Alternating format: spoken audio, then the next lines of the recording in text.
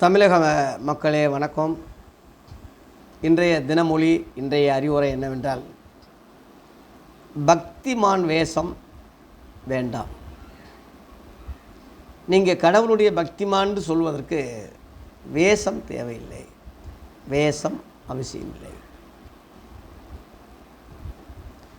சில ஆளுங்க ஒவ்வொரு மதத்துலேயும் சில வேஷம் இருக்கும் இல்லையா?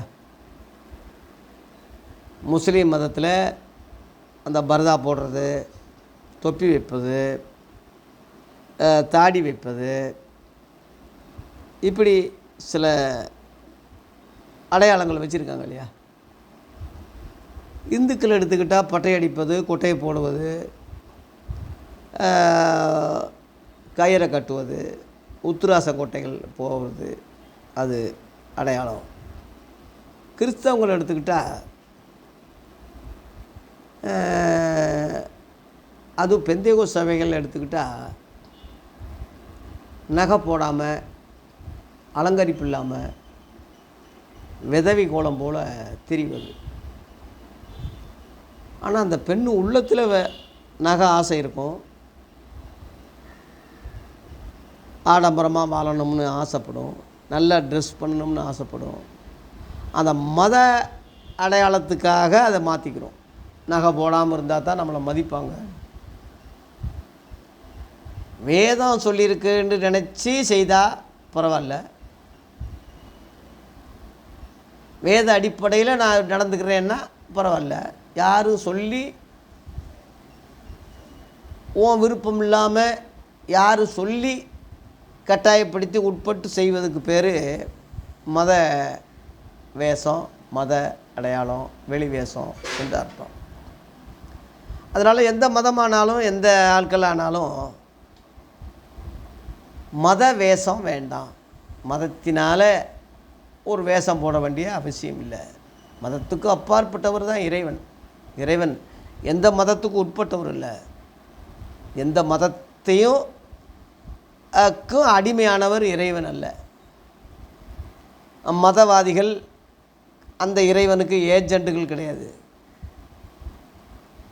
நேரடியாக இறைவனை நீங்கள் தேடலாம். இறைவன் எல்லா இடங்களையும் இருக்கார். தூணில் இருப்பான், துரும்பில் இருப்பான்னு ஒரு பழமொழி இருக்குது. அவர் இல்லாத இடம் எங்கே இருக்குது? கிழக்கு பக்கம் கால் நீட்டாதீங்க தூங்கும்போது சொல்கிறாங்க. ஏன்னா அந்த சூரியன் உதவி இறைவன் இருக்கிற இடமா.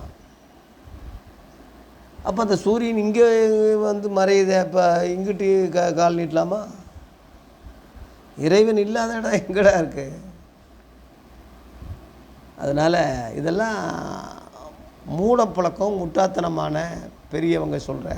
இந்த பெரியவங்க முழுவதும் எவன் அறிவாளியாக இருக்கான்னு சொல்லுங்கள். அந்த காலத்தில் அறிவாளியாக இருப்பதற்கு என்ன அவங்களுக்கு பார்த்தாங்க? இப்போ விஞ்ஞானம் பெருத்து வெளிநாட்டை பார்க்குறான், விஞ்ஞானத்தை பார்க்குறான், கம்ப்யூட்டரை பார்க்குறான், அறிவு பெருகுது. அந்த காலத்தில் அவன் என்னத்தை பார்த்து அறிவு அடைஞ்சிருப்பான்? தற்குறிய தானே, படிப்பும் இல்லை, ஒன்றும் இல்லை. அவன் என்னென்ன நினச்சானோ அது மந்திரம்தான், அவன் சொன்னது வேதம்தான், அவன் எழுதுனது எழுத்து தான். இன்றைக்குள்ள 21ஆம் நூற்றாண்டுக்கு அது பொருந்துமா? அவனை பின்பற்ற முடியுமா? இன்றைக்கி எவ்வளவோ டிகிரி படித்தவன், அறிவாளி, பெரிய சயின்டிஸ்ட்னு சொல்கிறவன் மாட்டு மூத்திரத்தை குடிக்கிறான்னா அதுக்கு என்ன காரணம்?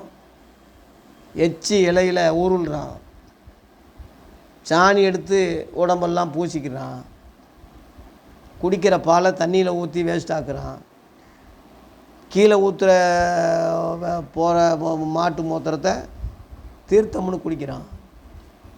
காரணம் அந்த மத வேஷம்தான், அந்த மதக்காரங்க சொல்லி கொடுத்தது தான், மதத்துக்கு அவன் அடிமையானதுனால தான். அதனால்